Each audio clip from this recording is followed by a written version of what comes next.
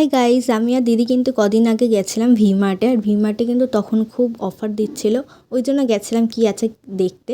কিনতে বলতে গেলে যাইনি, দেখতেই গেছিলাম, কিন্তু লাস্টে তো মানে না কিনে ফিরতেই পারি না, মানে যাই দেখি মনে হয় কিনে নিই।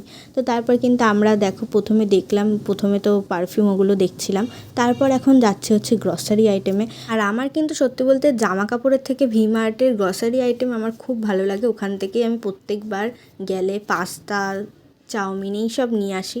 তো তারপর কিন্তু এবার যাচ্ছি, আর দিদি আমাদের এইখানে ভি-মার্টে খুব একটা আসেনি, তো ওই জন্যই আজকে ওকে নিয়ে এসেছিলাম।